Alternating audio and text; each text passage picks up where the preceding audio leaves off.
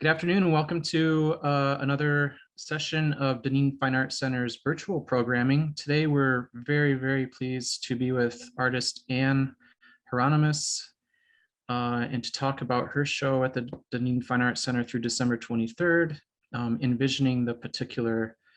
It's a beautiful mixed media found object show, really magical construction. And with us today, of course, is Catherine Bergman, our curatorial director. Hello, Hey Catherine. everybody, good morning, good afternoon, morning for Anne, but we're well into the day here. Yes. Yes, and I just want to introduce Anne. Is that good, Nathan, or am I jumping the gun? No, go ahead. Well, I wanted to say that Anne's show appears courtesy Catherine T. Carter and Associates, who Catherine is a great representative of artists who we've dealt with over the years. The last time was bringing an Irish abstract painter, John Kingerly. That was 15 years ago. So I just want to point out that we are very discriminating in the beautiful artists that Catherine presents to us, but Anne's work totally spoke to me. And so in all these years, this was the next show that I felt really compelled to bring to our community. And as the title reads, Envisioning the Particular, I'll just read the little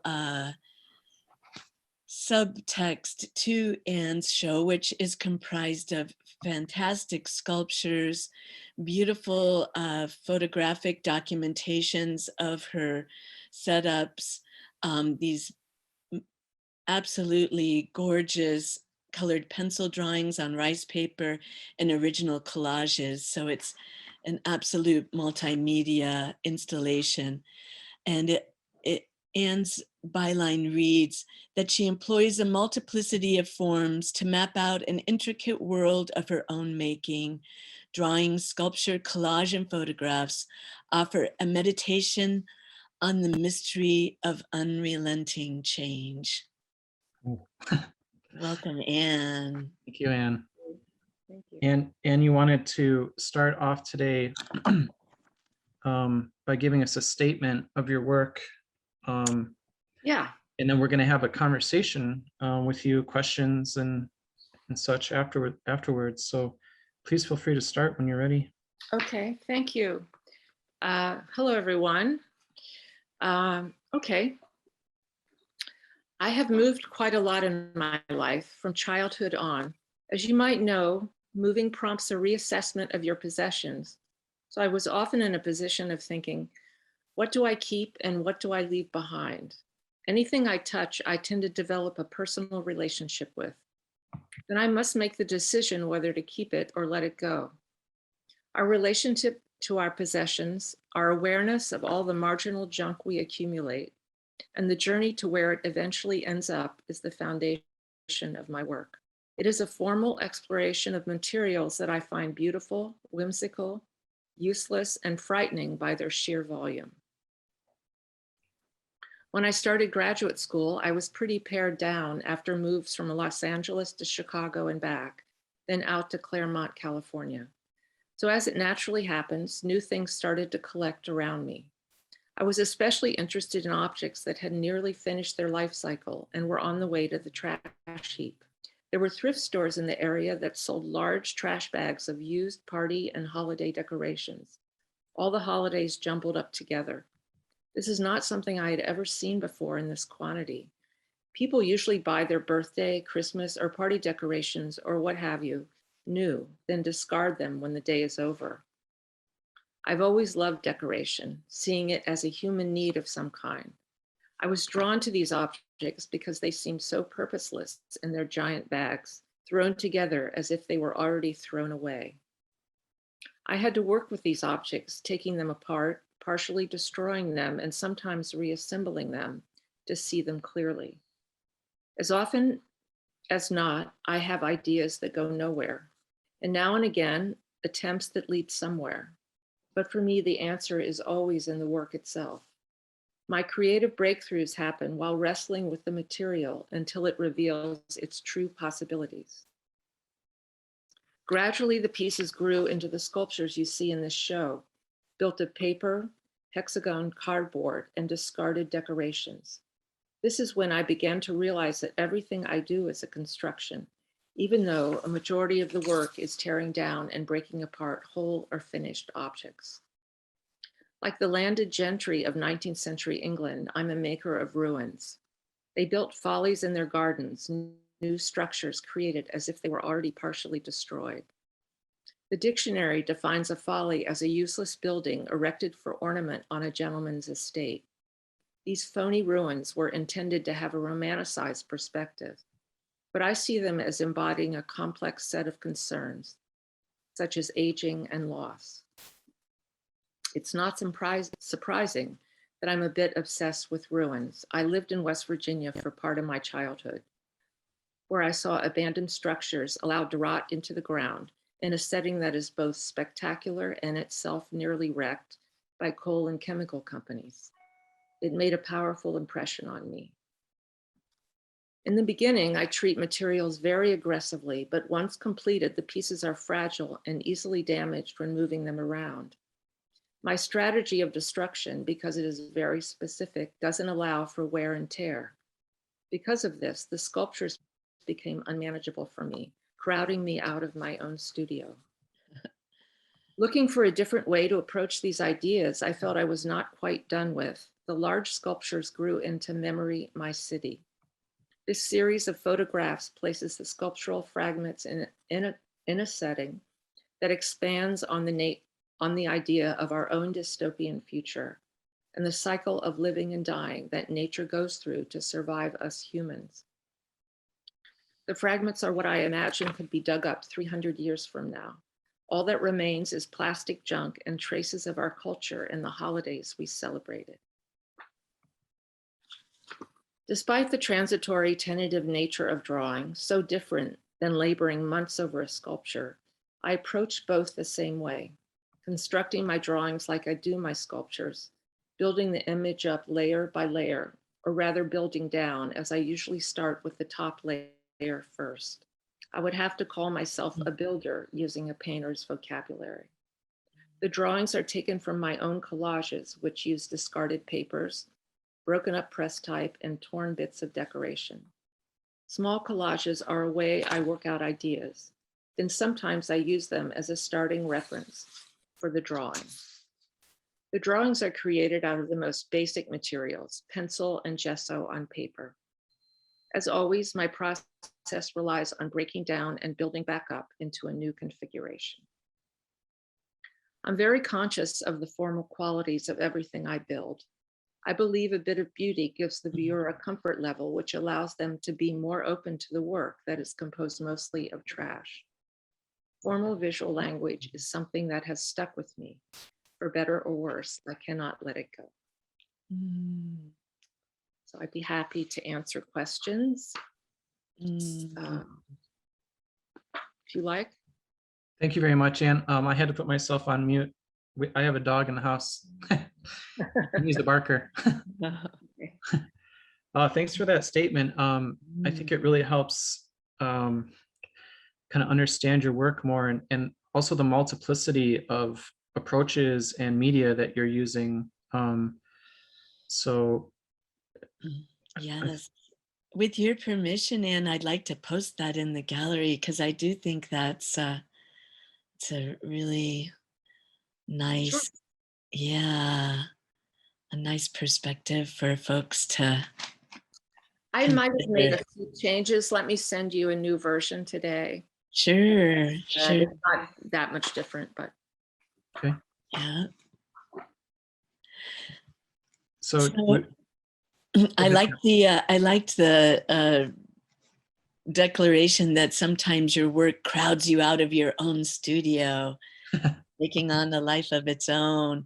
So did you have because the photographs, I mean, the sculptures, it's just so wonderful to have all aspects represented here, to have the small collages and then see the blown up versions with your drawings on the rice paper, and to see the sculptures and then to see them documented in the photographs.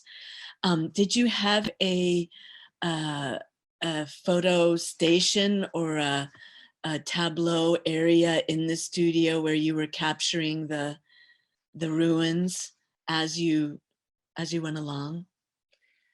Yes, but let me say before that, the 3 large sculptures that you have, there were maybe 8 or 9. And Ah, my garage, it's a 2-car garage. That's completely my studio, but nonetheless, I could barely move. So I wanted to create a context for these sculptures, and also make small ones that look large. And I think some of the photographs are more successful than others in that respect. But yes, I have a little station. It's all natural light that I use. I'm not really a photographer. well, the photographs are exquisite. I will say that. No, I wondered about your training with it because I think they're fabulous, so rich. Oh, the color, everything. Well, I think that part of that is natural light, I think, Mhm. and then maybe the natural materials. But no, I have a little station next to so all the light comes in from the left, from the door, and that's where I set up my.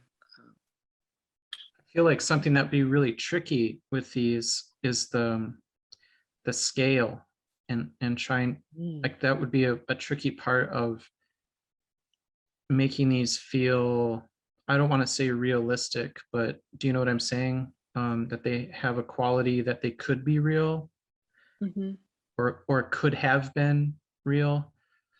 So like the scale on this one where you have this drink umbrella. Right. Yeah.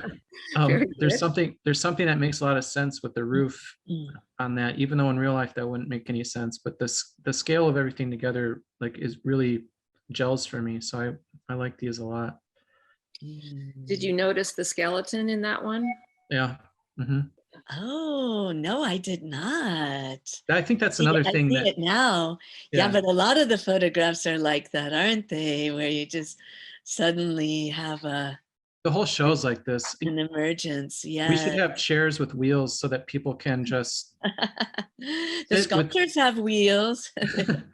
sit with the piece for, sit with each piece for hours and just find everything, in the photographs. And then obviously, the sculptures, there's so much to see in all of these, the feet of this one. Oh, yes. Yeah. Mhm. The wheels have a couple of ideas. One thing, I was trying to make them more manageable and, so I could move them around, but also, in a sense, we drag our stuff all over with us, right? I mean, it's like baggage that we carry, all this marginal junk, as I say. So, the wheels kind of emphasize that let's just bring all our stuff. Yeah, we love those wheels. Oh, yeah. Those are very, and you can't see it here, but Mitt has a kickstand, an actual bike kickstand that's on the back of it, and I love that aspect. It's a lot of surprising elements, and We didn't know how functional the kickstand was supposed to be. It was supposed to work, but it doesn't hold up the piece. Yeah. Right. Okay, perfect. Yeah. No, the piece should be on the solid wheels, but I just like the idea that an anchor of some kind. Yes. So now, of course, the elephant in the room, or the giraffe, as it were, is this really large, tall piece that's also on these wheels. There's a certain kind of precariousness to this one. And I was just sort of interested, other than it sort of resembling a giraffe, was there any other kind of relationship between your titling of things and the objects themselves? No, I don't tend to title things. I number them, but people I work with really insisted that they needed titles. Mm, So I just came up with some things that came to mind for me. But when I was building this particular one, a giraffe was not in my mind. And then the other one, the large sculpture that actually is intended to lean against the wall, is called Bear's Head. So Yeah. there are a couple animal references in your titling, but Yeah. The natural environment, I think of. yeah. Yeah. Mm. now I noticed this honeycomb is Yeah.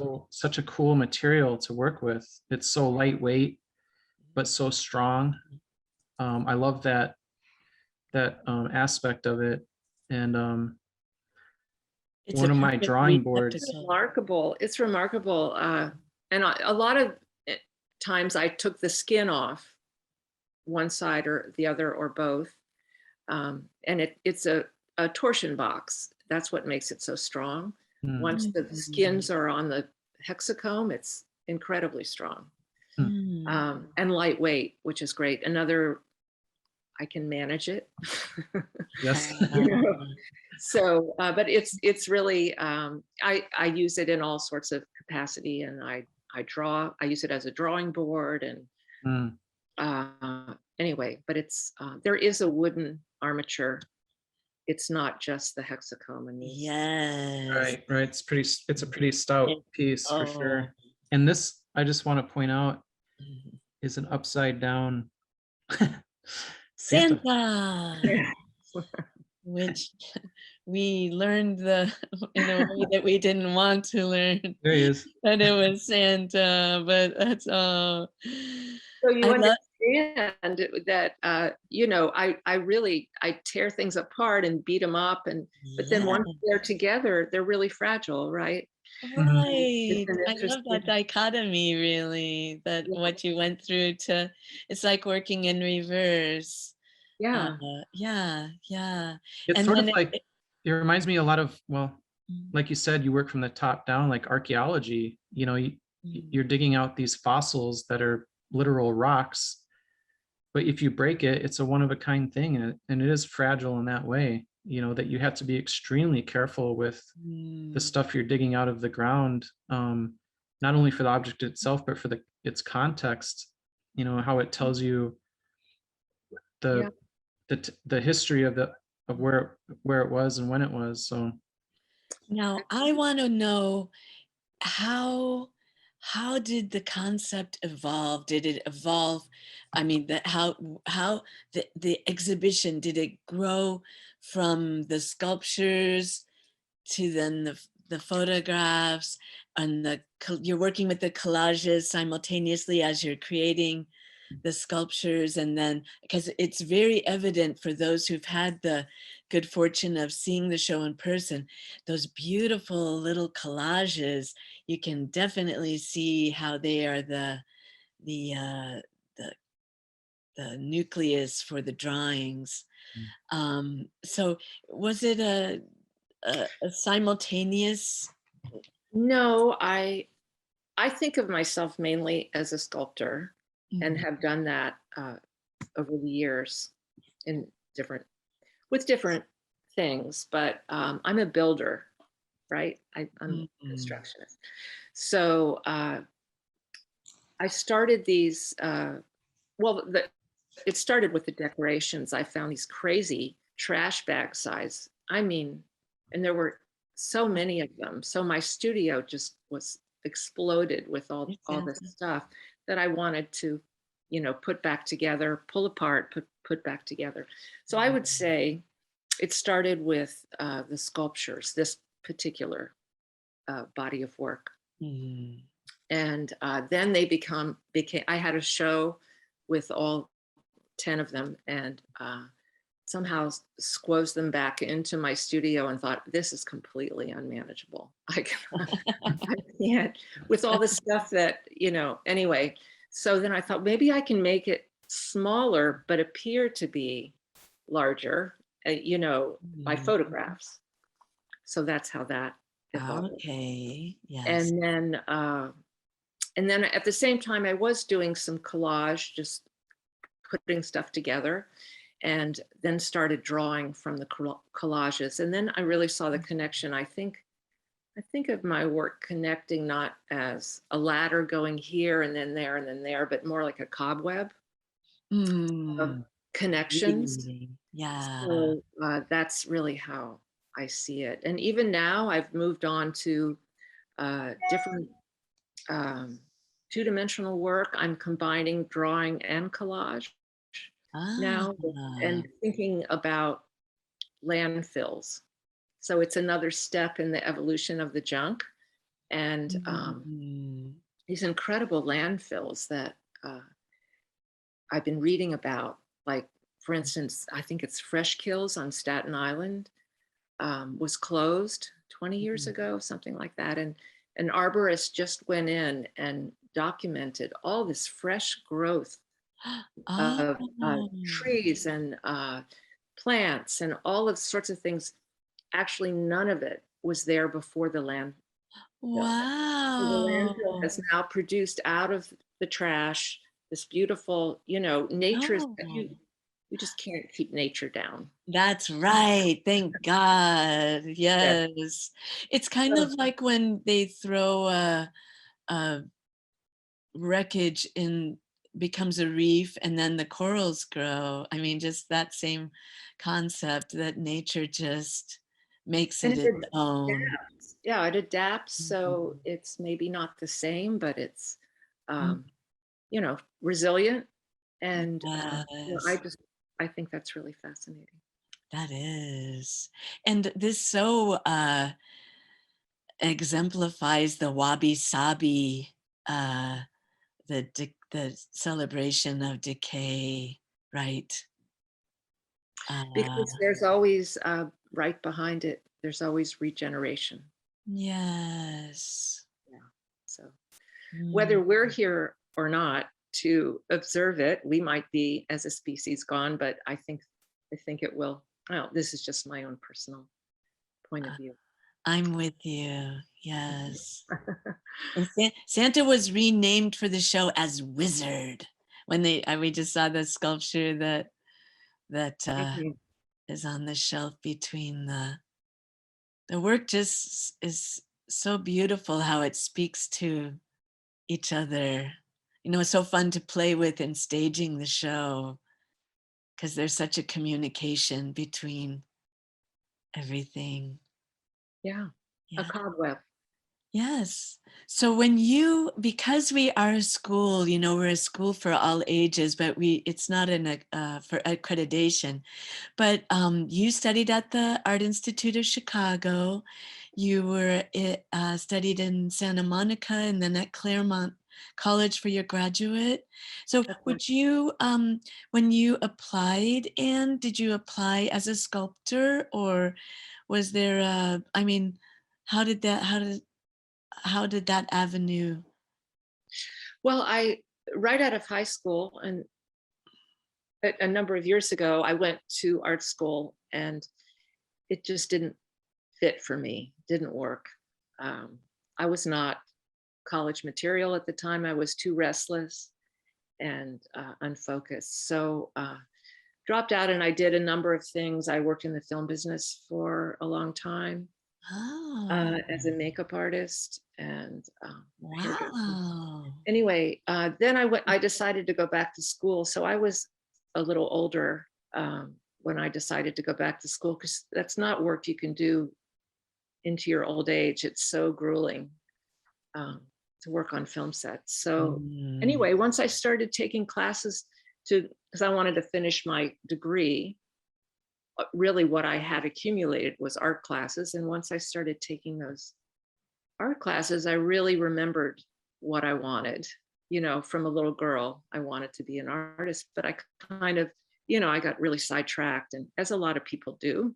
Yes. So, so then I went to Santa Monica College, and I really thrived there. It's a community college, and I was in the mentor program, and then she really encouraged me to apply to Chicago, and they gave me a full ride. They paid Oh, for everything, yes. which was amazing, right? Oh, yes. And then I decided I wanted to, and so I didn't the first time I applied as a sculptor, but when I went to Chicago, they had an interdisciplinary program, as most schools do now. You don't Time have to. arts. Was it time Yeah. arts? Yes. So you don't really have to declare your Yeah. area of interest. So I did some sculpture there. I don't think it was the best fit for a school for me, but I'm Mm. glad I did it, and couldn't wait to get back to California. Oh. And anyway, and Claremont was great for me because they really leave you alone.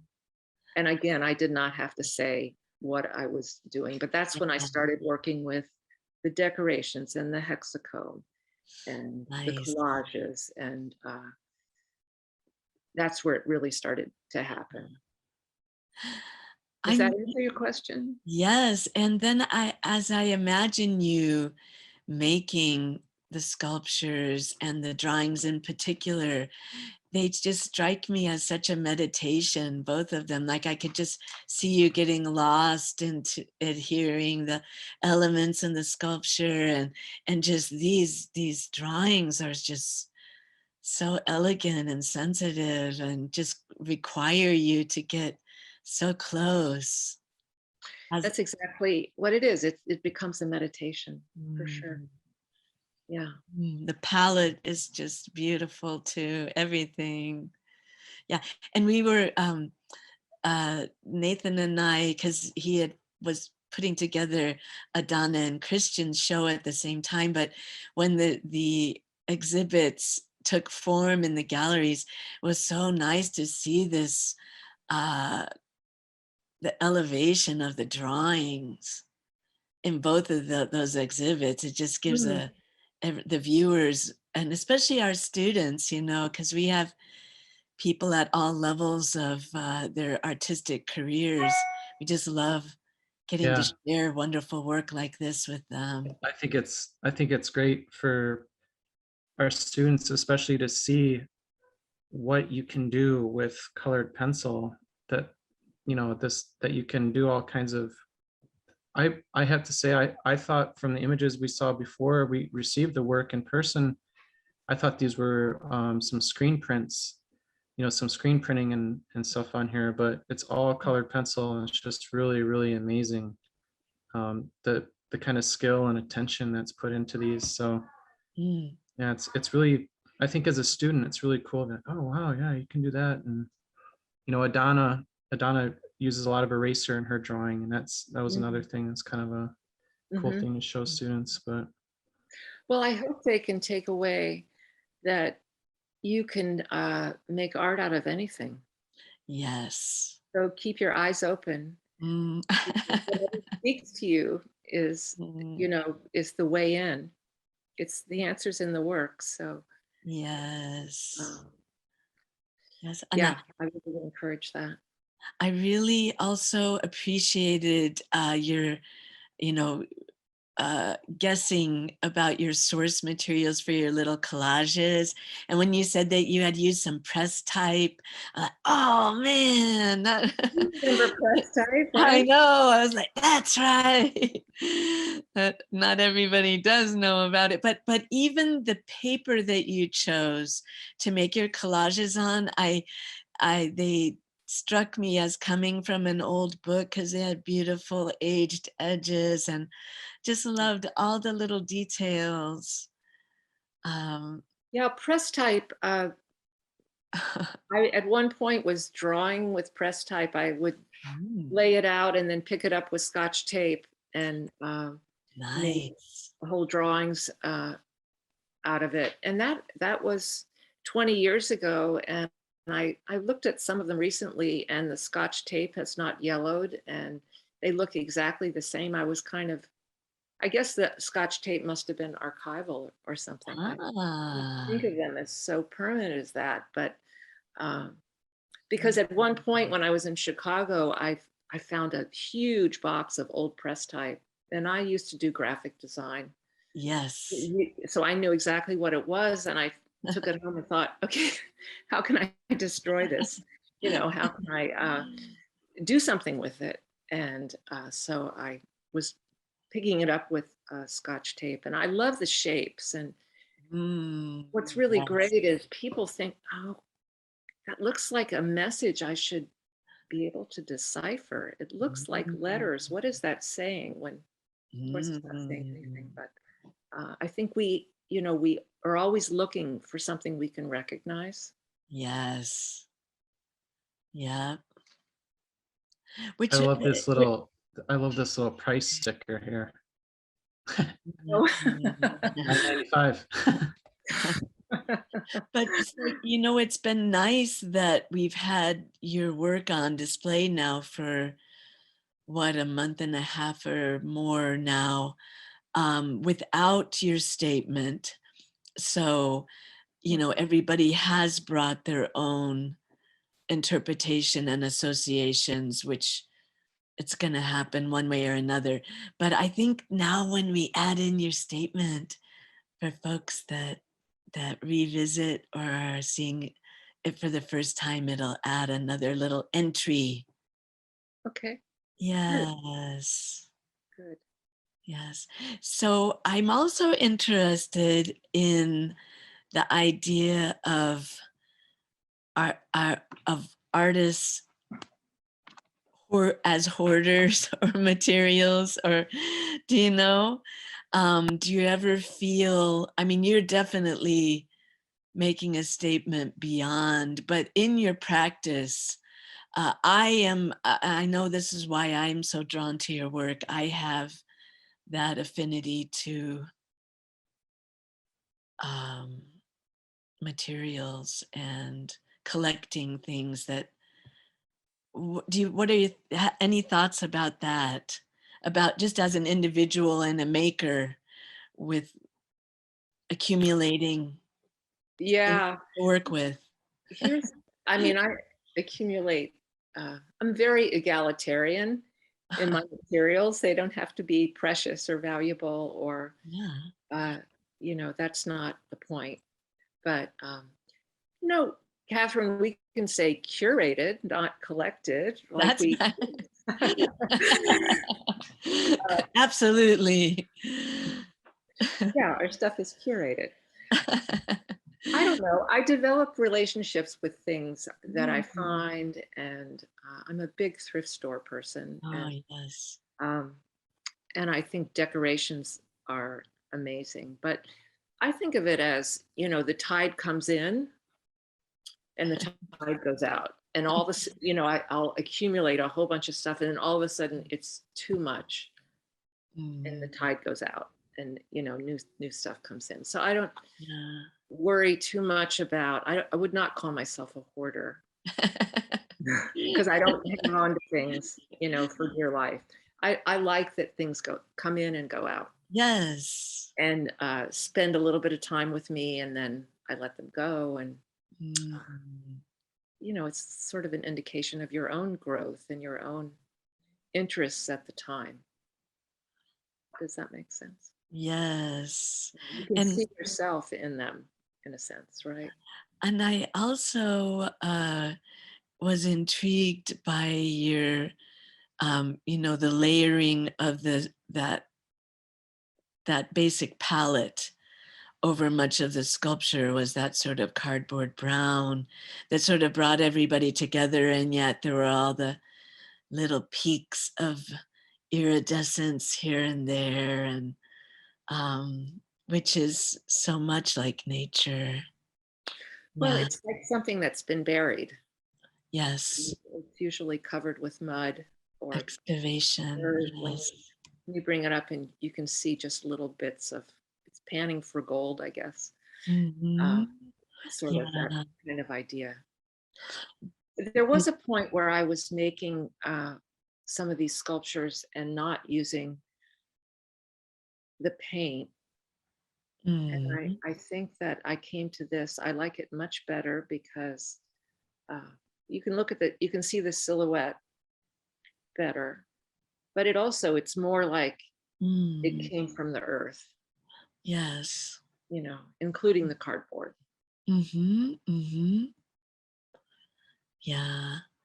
I think it's such a delight as people are moving around the gallery to see like the tower on the hill, the sculpture, and then they'll wander to the The photo. wall and see, there it is. It's almost you feel like you're, these things were planted and staged just for your discovery. It's pretty.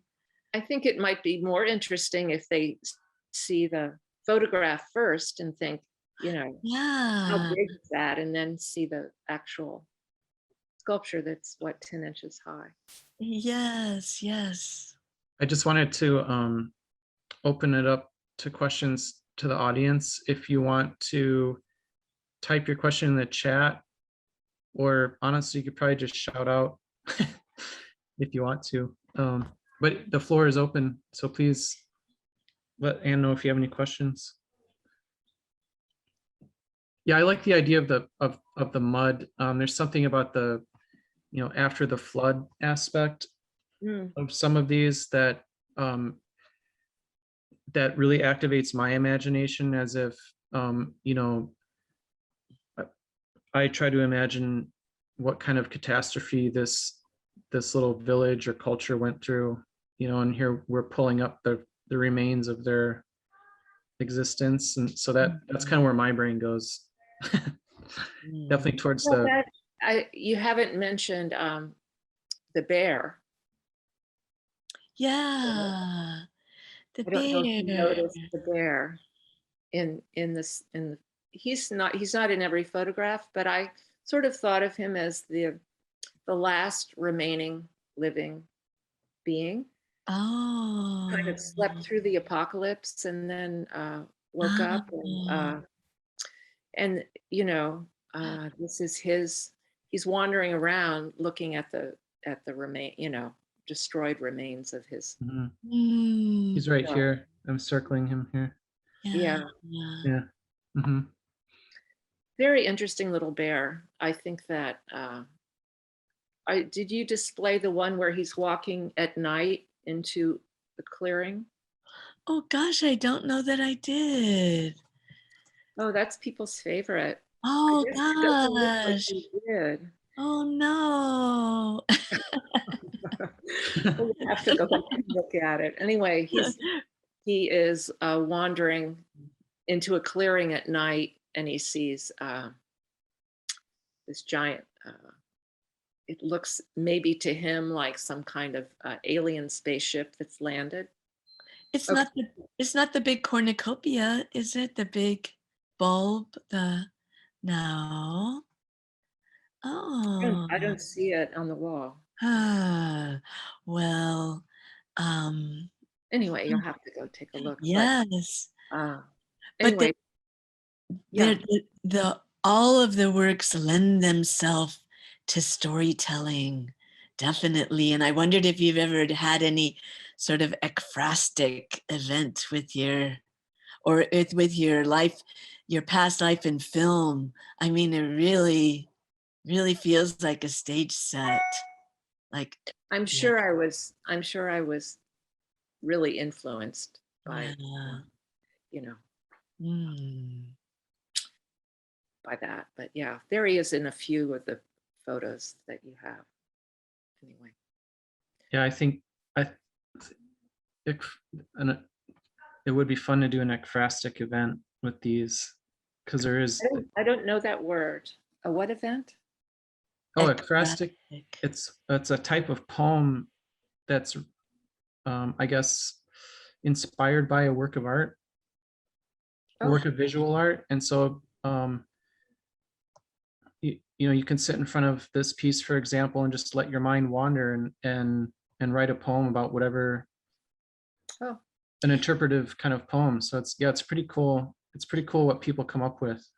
Maybe we'll do an ekphrastic haiku call in relation to your works, Anne. That'd be fun. Oh, we do have a question here, Anne, from Jeff Brady. Okay. He asks, are you also inspired by surrealism? He sees a little bit of Dali in your photographs. I've looked at a lot of surrealism, but that's not a conscious inspiration for me. I think in terms of the photographs, I was really trying to make it look like it really existed, like you say, Nathan. Like it really could have existed. Not surrealism tends to maybe this certainly could have existed, you know, as something. I don't know, maybe a temple of some kind. Well, and you know, I mean, there is this cardinal down here, which is a super realistic rendition of a cardinal, and so it does pull it back into quote unquote realism, right? Yeah. But yeah, I guess there's a sort of surreal quality to it, in the sense that they're otherworldly in a sense, but yeah. Anyway, there's a lot to take away from all of When you these. said it was like a temple, to me, your work has a definite sacred quality. To me, it does. Oh. The sacred and the profane. Yes. Yes. Well, I don't see any more questions from the audience. You have We any have more? an audience? Oh yeah, we have some folks here. Yeah. Oh, okay. Yep.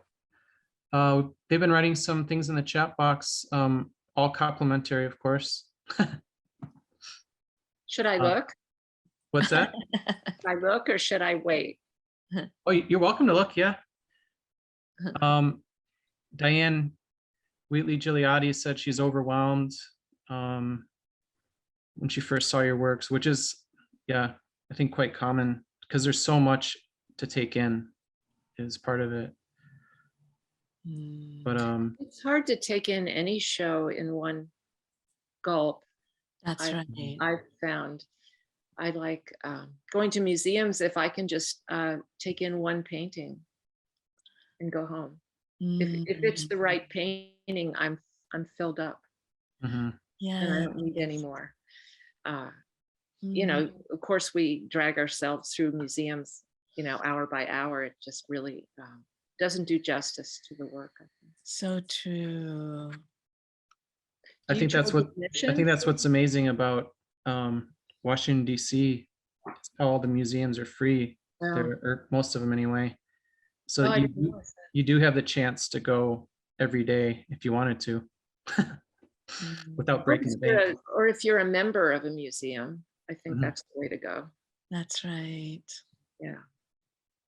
It takes time. Art takes time. Yes, hopefully. Yes. Well, thanks so much, Anne. Really appreciate your insight and fleshing out some of our questions here. And we almost had the good fortune of having you come visit and be part of the installation. And it's just so nice to meet you even this way. And knowing your love for objects, I will encourage you to come to DFAC when we do our Trashy Treasures event. Okay. And that might give you impetus for a new body of work going forward. Okay. Yeah. Thank you all so much. You've been great to work with. It's been our privilege. And I'm happy knowing that the works are going to be with us another month and a half. So great. We look forward to the response of future visitors. Okay, wonderful. Thanks so much. I just wanted to share with everyone Anne's website.